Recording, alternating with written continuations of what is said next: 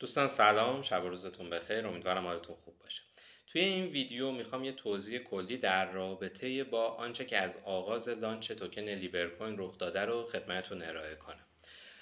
خب در جریان هستید، ما از 13 اسفند یا همون 3 مارس سال 2025 به ساعت 9 شب به وقت ایران به طور رسمی توکن رو لانچ کردیم. اطلاع رسانی ما توی چندین مرحله انجام میشه. این گونه نبوده که یک فراخوان عام در اختیار همه قرار بگیره و همه افراد همزمان مطلع بشن از این قضیه. ما لایه بندی کردیم افراد رو بر اساس حالا معیارهایی که داشتیم، در ادامه توضیح خواهم داد.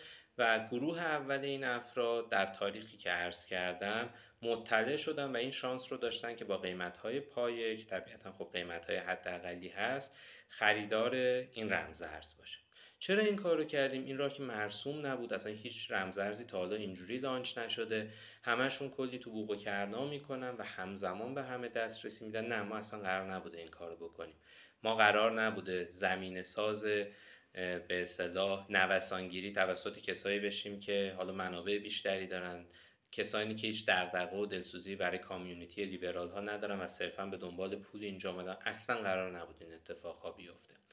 ما افراد رو لایه بندی کردیم. خب لایه های ما به ترتیب اولی کسانی بودن که به نوعی با تأمین مالی توی این پروژه اجازه تولد اون رو فراهم کردن.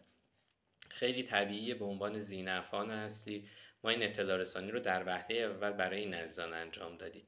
شاید بعضی از شما دلخور باشید که خب چرا مثلا ما که با تو رفیق تریم و اینا. نه، اصلا معیار ما رفاقت، رابطه فامیلی و اینا نبوده. هیچ استثنایی هم در این زمینه قائل نشدیم و میتونیم بیاین از تاریخ معاملات رصد کنید که ببینید هیچ معامله پیش از اون هم نداریم. ما 3 ماه زمان گذاشتیم برای ترویج، برای اطلاع رسانی و خب طبیعتاً کسانی که بدون چشم داشت اعتماد کردن، با پذیرش این ریسک که احتمالاً پولشون داره دور ریخته میشه، اومدن و توی این بازی قرار گرفتن، طبیعتاً روی سر بنده جا دارن. و امروز که دارم این ویدیو رو برای شما ضبط میکنم، فکر میکنم با همون درصد مختصری که از سهمشون بهشون برگردوندم عین پول بهشون برگشته و بماند که منافع بسیار بیشتری هم بعد از این خواهند داشت و درصدهای بیشتری رو هم دریافت خواهم کرد. من اینجا جا داره یه بار دیگه از این دوستان به خاطر اعتمادشون تشکر کنم. و اینها شدن لایه اول. چرا لایه اول؟ از این افراد فردی که اومده میگه آقا من دغدغه جامعه لیبرال ها رو دارم، من میخوام این آرمان شهر ساخته بشه. من اصلا فرضم رو گرفتم که پولم رو دور ریختی، فرضی من بهت اعتماد دارم و میدونم تو کار اشتباه نمی کنی. چنین فردی وقتی زودتر از بقیه مطلع میشه و از این توکن خریداری میکنه، خیلی خیلی بعیده که در آینده به عنوان نوسانگیر بخواد مثلا با فروختن رمزارزش سودی بگیره. البته که همه این عزیزان محقن، دارایی خودشونه، ما هیچ رصد و کنترلی نداریم، هیچ منعی روی این قضیه نداریم. ولی خب با شناختی هم که از این افراد به دست آوردیم، بدون اینکه در جریان باشن که قرار چنین سناریویی پیش روشون قرار بگیره، حدس ما بر اینه که 99% 95% این عزیزان برای بلند مدت هولدر این توکن ها خواهند بود. این شد لایه اول. لایه دوم کیا هستن؟ دوستانی که طی سالیان اخیر تعامل بیشتری با بنده، با مدرسه لیبرتاز، با جامعه لیبرال ها برقرار کردن، به انواع مختلف کمک ما بودن. توی دوره همیا شرکت کردن که رایگان بود، توی کارگاه ها ثبت نام کردن که چندان گرون نبود و خیلی کارهای دیگه بودن. توی ریشیر کردن مطالب کوشا بودن. قدردانشون هستیم، باعث شدن ما بیشتر دیده بشیم و همه این عزیزان در قالب جایی به اسم مدرسه لیبرتاس گرد هم اومده بودن که بعدها دیگه ما این رو گسترده تر کردیم و امروز به اسم گروه جامعه لیبرال ها که یک گروه بسته است به اصطلاح این رو تشکیل دادیم. و لایه دوم افرادی که با 2-3 روز فاصله در جریان این قضیه قرار گرفتن، عزیزان همین گروه لیبرالز کامیونیتی بودن. آیا میشه عضو این گروه شد؟ بله قطعا که میشه، ولی یه پروتکل هایی داره، رویه هایی داره که مجزا در رابطه باش توضیح میدن. یه سری فرآیندها و فعالیت ها هست که باید انجام بشه، بعدها ما اون رو ارزیابی بکنیم و اگر خب مناسب دونستیم دست دوستی ما به سمت شما دراز و قدم شما سر چشم ما توی این گروه. اگه این مسائل حل نشه، اگه بگیم ما رفیق فلانی هستیم، فرضی ما با هم نون و نمک خوردیم، اصلا از این بحثا نداریم. چیزی که امروز برای من بیش از هر چیزی مهمه، اعتبار خودم رو بهش گره زدم، منافع خودم رو بهش گره زدم و مسئولیت یه جمعی از دوستان رو هم عملا لطف داشتن و به بنده سپردن باعث میشه که من سختگیری زیادی تو این قضیه داشته باشم و عضویت تو این گروه رو با وسواس فوق‌العاده شدید بدون کمترین تبعیضی دنبال کنم. لایه سوم عزیزانی بودن که بعد از این همه اطلاع رسانی در رابطه با کانال تلگرامی، پیج اینستاگرامی، پیج یوتیوب جامعه لیبرال ها محبت کردن و اومدن فالو کردن، سابسکرایب کردن. حداقل 10 بار این اطلاع رسانی از پیج شخصی بنده صورت گرفت و اگر کسی بعد از 10 بار اطلاع رسانی همچنان نیومد و این پیج ها رو فالو نکرد، به نظر من مستحق حضور در لایه سوم طبیعتا نبوده. پس شما دوستان لایه سوم که توجه بیشتری داشتین، دغدغه بیشتری داشتید، هم میشید عزیزانی که توی مرحله سوم مطلع شدید از لانچ شدن این توکن. به همون نسبت هر چقدر در رابطه با دوستان لایه اول مطمئنم با یه درصد کمتری، اگه اونا 95%، دوستان لایه دوم 90%، دوستان لایه سوم 80%، میدونم که دغدغه کامیونیتی رو دارم، میدونم که نیومدن اینجا نوسان بگیرن، میدونم که نیومدن اینجا آسیب بزنن. حتی اگه 2%، 5%، 10% افراد هم چنین روحیه و چنین نگرشی داشته باشن، اونقدر این کامیونیتی توی لایه سوم، چهارم، پنجم بزرگ خواهد شد که این آسیب ها اساساً به چشم نمیاد و شاید با قدرت خیلی بیشتری توسط خود اعضا جبران بشه و حفظ بشه کامیونیتی. میرسیم به لایه چهارم. لایه چهارم عزیزانی هستن که صرفا پیج بنده رو فالو داشتن یا حالا کانال تلگرامیم یا پیج اینستاگرامیم و فراتر از اون نیومدن، تعامل خاصی انجام ندادن، توجه خاصی نکردن، ولی ما ازشون خواهش میکنیم که امروز و از این به بعد یه ذره عنایت بیشتری داشته باشن. خواهش ما از شما همینه. اگر خب برای چی منو فالو کردید؟ احتمالاً به خاطر لیبرال بودنم دیگه. همچین چهره زیبایی ندارم، جذابیت دیگه هم ندارم که احتمالاً به خاطرش فالو شده باشم. احتمال خیلی زیاد شما به خاطر رویکردها و فعالیت‌ها و مواضع بنده محبت داشتید و پیج بنده رو فالو کردید. حیف که تعامل کمتری با ما داشتید، حیف که جزء سرمایه گذاران نبودین، حیف که سعی نکردین توی گروه باشین، حیف که اون پیج جامعه لیبرال ها رو توی این 2-3 ماهی که هی معرفی شد فالو نکردین. ولی هنوز هم دیر نشده، شما لایه چهارم عزیزانی هستین که روی سر بنده جای دارید و در این مرحله هم شما مطلع خواهید شد از این قضیه. لایه پنجم اطلاع رسانیش توسط خود شما عزیزان خواهد بود که حالا با فرآیندها و ترفندهای این رخ خواهد داد. در این رابطه خیلی نمیخوام الان صحبت کنم چون بعد یه ذره بررسی دقیق تری داشته باشم و با قاطعیت بگم، ولی احتمالاً هدفمونه هر کسی از دوستان که لطفی به بنده داشته، از سرمایه گذارا تا دوستانی که فقط پیج بنده رو فالو داشتن، اگه میخواین این دوستی قوی تر شه، اگه میخواین این کامیونیتی ساخته بشه، دیگه باید یه ذره بیشتر زحمت بکشید. اولین و حداقل ترین کاری که ازتون میخوام اینه که یک هایلایت درست کنین. اسم هایلایت رو بذارید جامعه لیبرال ها یا لیبر کوین، ترجیحاً بذارین جامعه لیبرال ها. عکس لوگوش هم بهم توی تلگرام پیام بدید، PNG شو براتون بفرستم و داشته باشید و همون استفاده کنید.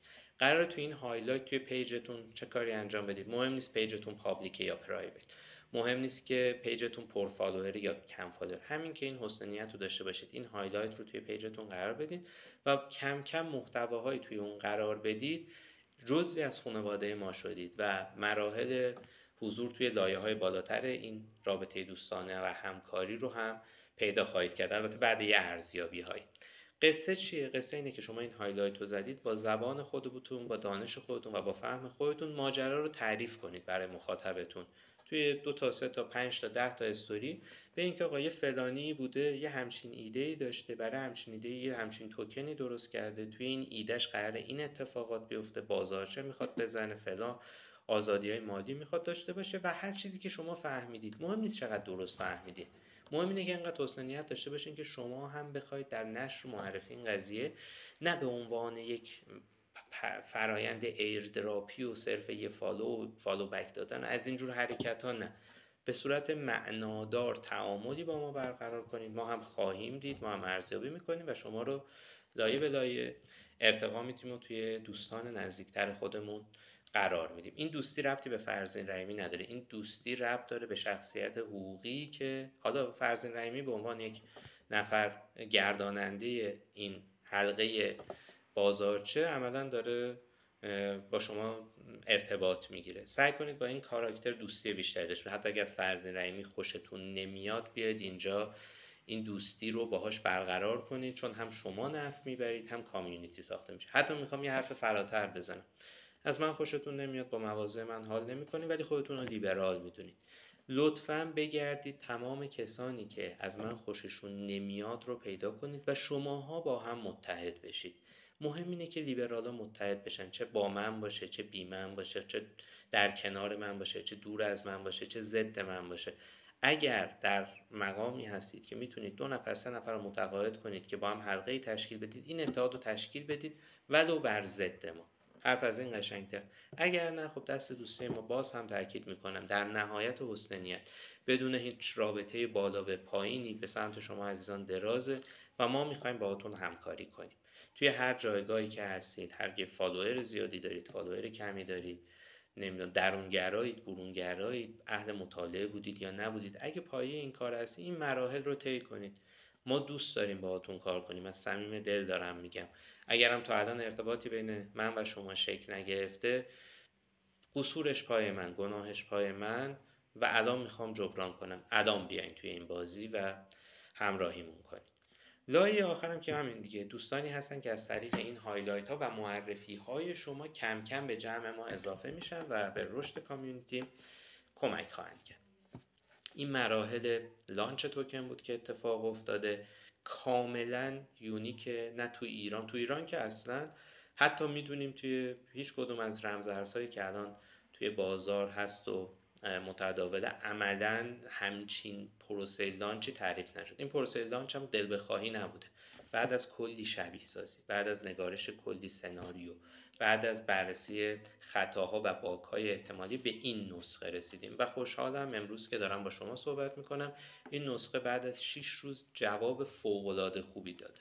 توکن با یک نمودار خیلی معقول و قشنگی رشد کرده و این رشد رو مدیون دوستانی هستن که با خریدهاشون دارن حمایت میکنن. یک جایی قطعا خواهد ریخت. بپذیریم که تا ابد قرار نیست ما یک موشکی باشیم که به سمت بالا حرکت کنیم، اصلا قرار نیست اتفاق بیفته و جای نرمال خودش رو به لحاظ قیمتی به مرور پیدا میکنه و با رشد کامیونیتی و فعالیتایی که ما انجام میدیم هم یه رشد ممتدی رو سعی میکنیم براش تضمین کنیم. این دیگه از این به بعد به من و شما برمیگرده که من حالا به عنوان مجری، شما به عنوان معرف و شناساننده این جامعه همدیگر رو کمک بدیم و هممون از قبل این قضیه هم طبیعتاً زینت بشین. تا جایی که امکان داره قرار نیست من نقش بازارگردان داشته باشم. اگه ریزشی رخ بده چشم بهش تا حد امکان بسته است. اگرم رشد شدیدی رخ بده قرار نیست که از فرصت احیانا سوء استفاده کنم و منابعی رو خارج کنم. ما به مرور خود مایی که بخش اعظم این توکن رو داریم، به مرور فروشنده ایم به دلایلی. هزینه های تیم باید از این پرداخت بشه. شغل ما این شده گردانندن این کامیونیتی و این بازارچه و خب درآمدی باید ازش داشته باشیم و کما اینکه یه سری جوایز، یه سری اهداف، یه سری برنامه‌ها، یه سری سفرها هست که چون برای جامعه انجام میشه بعد از جیب جامعه که حالا اون توکنیه که پیش ماست برداشت میشه. اما این برداشت‌ها رو ما کی انجام میدیم، چه جوری برداشت میدیم؟ سعی می‌کنیم به شدت آروم باشه، آسیبی به روندها نزنه، توی روندهای نزولی تا حد امکان برداشت‌های صورت نگیره تا بتونه این وضعیت به صورت نرمال بره جلو. بازارگردانی نمی‌کنیم به خاطر اینکه معتقدیم آنچنان از جنس آزادی نیست، مگر اینکه کامیونیتی به خطر بیفته و اونجا به صورت محدود مداخلاتی انجام بدیم. یه نکته جالبی هم خدمت شما عزیزان بگم.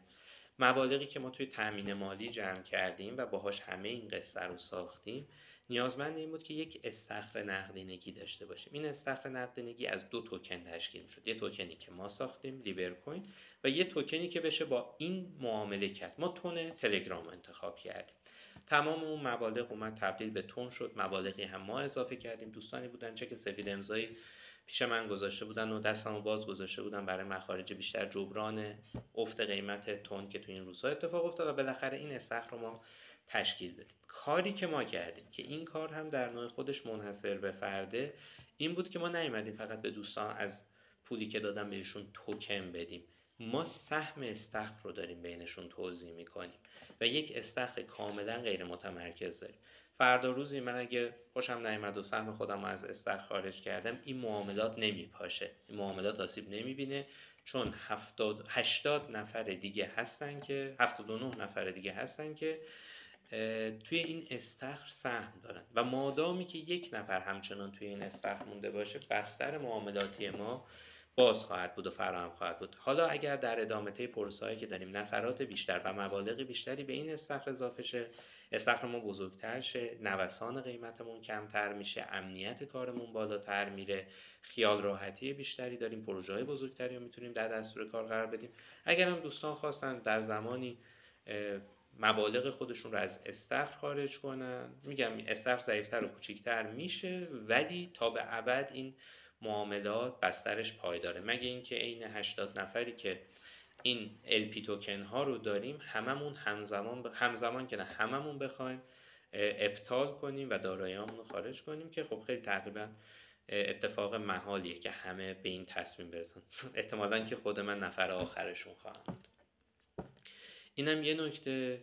تمام آنچه که ما از آزادی یاد گرفتیم، از لیبرالیسم، از اقتصاد آزاد یاد گرفتیم، سعی کردیم نگاه فلسفی به بحث بلاکچین، به بحث رمزارزها داشته باشیم، سعی کردیم دنبال رو نباشیم، سعی کردیم میم کوین نباشیم به معنای دقیق کلمه. اگه همه هر راهی رفتن ما هم همون راهو بریم، یه روزی پامپ کنیم سودمون رو بگیریم، دامپ کنیم بقیه رو متضرر کنیم.